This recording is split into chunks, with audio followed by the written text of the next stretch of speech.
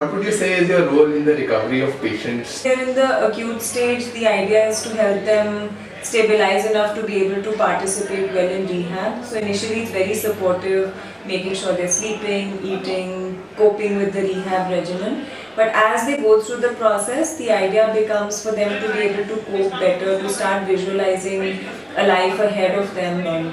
So the focus at that part becomes more focus on self-reliance, getting back to school, work, their normal lifestyle, socializing.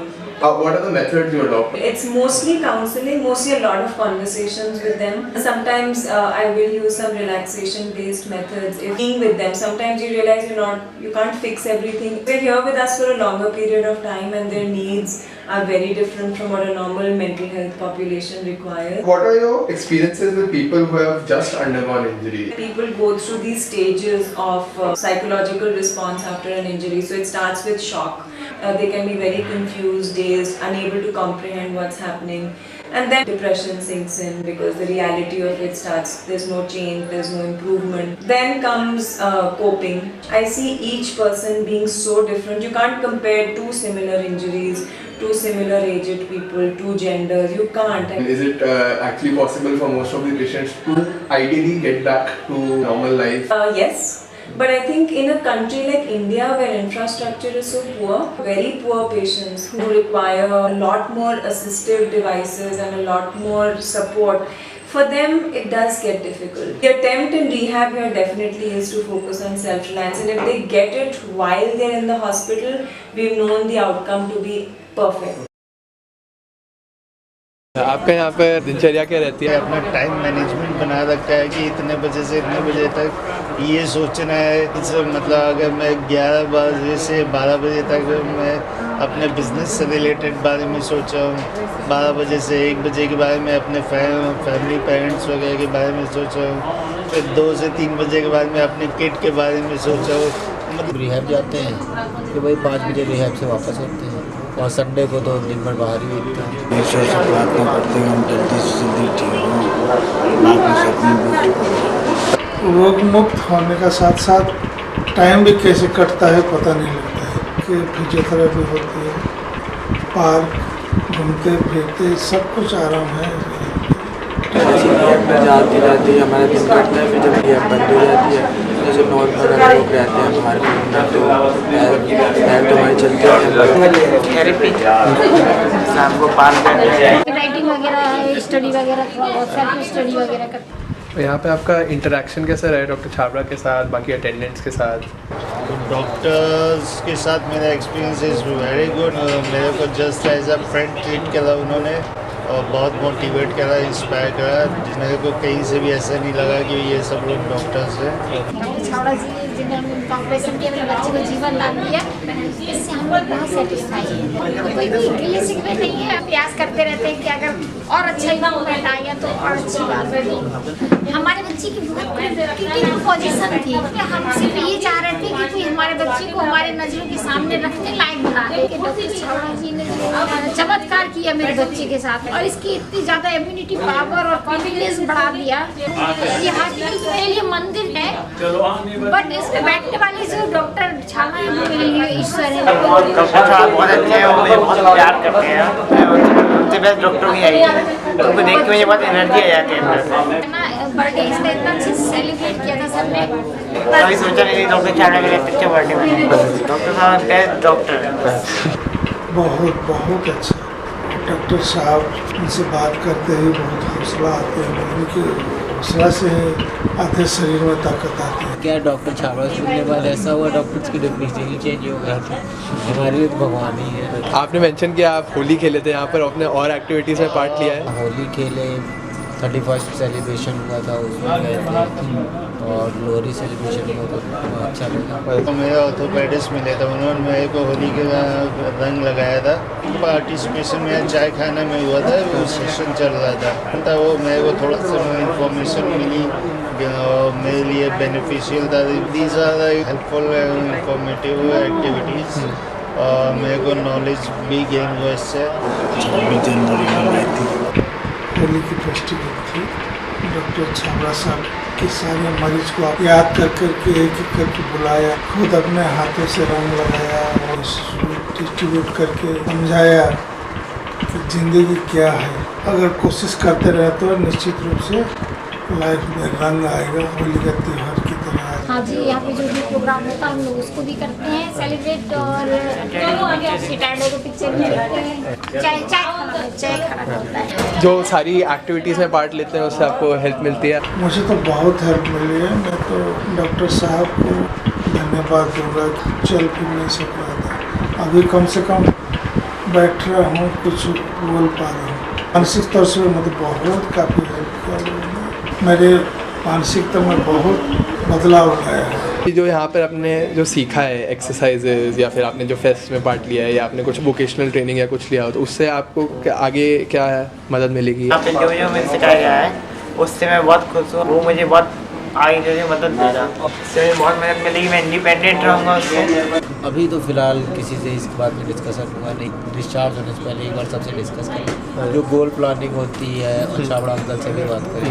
तो अब आप एक साधारण lifestyle में वापस जा पाएंगे, आपको लगता है? कॉन्फिडेंस है? कॉलेज वगैरह भी तो सोचा तो है कि ठीक हो जाऊँगा, क्योंकि उसमें टाइम लगेगा, साल शायद ठीक हो जाए तो चले जाएंगे। पर आपको ऐसा लग रहा है कोई प्रॉब्लम्स आएंगी वापस लाइफ में अपने जाने में? कोई प्रॉब्लम नहीं है? ड्यूटी कराएगी। हाँ जी। ट्रांसपोर्ट व्हीकल्स हो गए, अगर यूज़ तो कर नहीं सकते, लेकिन मेट्रो ही एक ऐसा साधन है जो हमारे लिए कम्फर्टेबल है, बट जाने में प्रॉब्लम नहीं होगी। एक्सेसिबिलिटी की प्रॉब्लम घर पे बैठ के अगर हम करना चाहें कर सकता हूँ। वो तो यहाँ से निकलने बाद कि आने वाले समय में क्या क्या दिक्कत हमारे साथ, 5-6 महीने बाद तो कोई सेम जॉब मिल ही नहीं पाएगी, आने जाने में दिक्कत हो सकती है। पहले जैसा लाइफ था ऐसी ही मेरा लाइफ होगा। यहाँ से फिर जाने के बाद आगे का आपने सोचा है? इंजीनियरिंग करना है, बिजनेस करेंगे आगे, रेस्टोरेंट खोलेंगे। बट वैसे कॉलेज का काम और सब में कोई प्रॉब्लम नहीं, सर सब कुछ अपना प्लान आउट करा हुआ था। मैंने सबसे ज़्यादा फोकस में अपने बिजनेस पे करा हुआ था। बिजनेस में की ही वजह से मेरा एक्सीडेंट हुआ। पैसा खुदा नहीं है, लेकिन पैसा खुदा से कम भी नहीं है। पैसा नहीं है तो फिर मैं इतने अच्छा ट्रीटमेंट नहीं ले सकता था। तो फिर से वापस जाऊंगा तो जो मेहनत करा तो उसमें डबल मेहनत करूंगा और आगे बढ़ने की कोशिश करूंगी। लेकिन बस अब क्या है कि बैलेंस्ड करूंगा अपनी लाइफ को, अपना फैमिली को ज़्यादा टाइम देना है। पेशेंट्स हैं जो स्टेज पे हैं, उनके लिए क्या कहना चाहेंगे? मैं तो यही कहना चाहूँगा कि मम्मी पापा की बात मानना और कभी बाहर मत जाना, कभी ना मानना। यही कहना चाहेंगे कि वो दुखी मत ना हो, बहुत संघर्ष करें। अपना कॉन्फिडेंस ना खोए। सबसे बड़ा ये काम है, शरीर सही है तो सब मैं सबको आज ये मैसेज दूंगा कि कभी लाइफ में किसी भी हालत में हार नहीं मानना है, कोशिश करते रहना है, आखिर में जीत जरूर होगी। बस बात सच है। वो रिहैब जाए, अच्छे से वर्कआउट करे, विल पावर तो मजबूत रखना ही पड़ेगा। So could you describe your work here? I work here as a wheelchair skills instructor. I teach the patients how to get back to life, shift from a wheelchair to a bed, how to wear clothes. Their dependence on the other person, my job is to reduce it to as least as possible. Peer counselor and also patient education coordinator. Young people in the age group of 15 to 40 years, maximum injuries are in those cases rather. So you can well imagine the trauma is very big. Worst thing is there is no cure for this injury. It becomes very challenging to take them out of their psychosocial trauma. Not only the individuals but their families as well. We try to teach them various skills to make them independent. Peer counselors like me who are in the same boat. One thing is they relate more with a person who is in the same condition rather. I'm leading a life on wheelchair from last 30 years. They also feel, their families also feel, yes, a life is possible after spinal cord injury. Serious problems of bladder and bowel which are dysfunction are there. They are the major cause of worry. Once these things are being sorted out, they are more comfortable and more confident about their life after spinal cord injury. What factors help people come back to a normal lifestyle? Number one is yourself. You have to have the zeal to live life. Number two is your family. And number three would be your friends and your rehab centers. They recreate your character about after the injury. They give you the confidence, they give you the support, kind of assurance that you can still live. So in your experience, what differentiates people who are actively able to get back? First of all, it has to do with the kind of person you are. But spinal injury, it changes you as a person mentally. Your outlook is changed, you are limited in so many activities.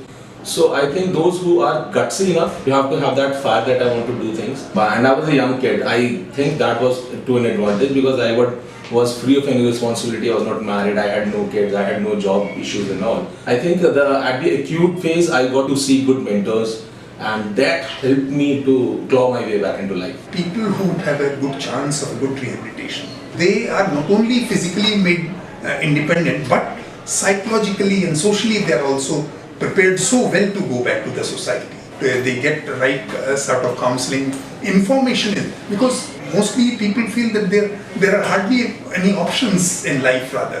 When we talk to them, give them information about education front, the employment front, even the sexual life. So once they get that information that there is so many options on every front, they are more confident.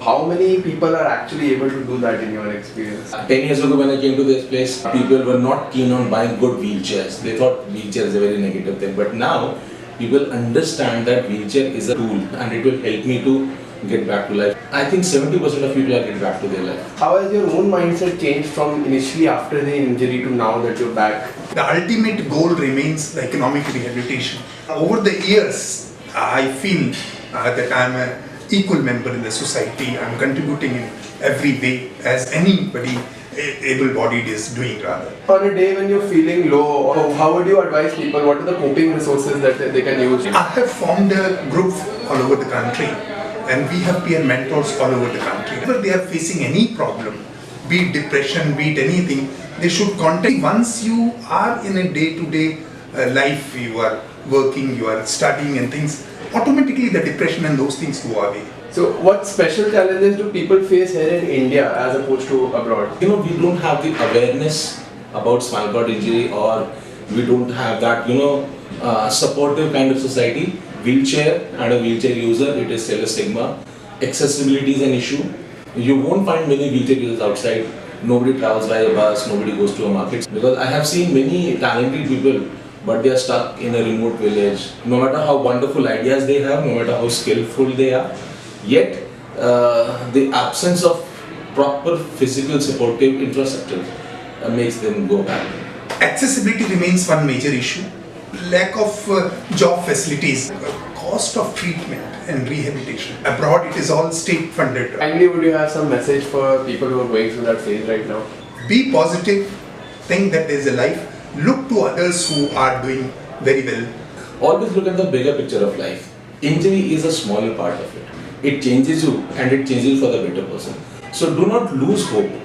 Injury might be the baddest thing, but you can recover out of it and you can live a fully life. You yourself become a role model for others. And life is otherwise also difficult. Life is difficult for even a walking person. My problem is physically visible. That's it.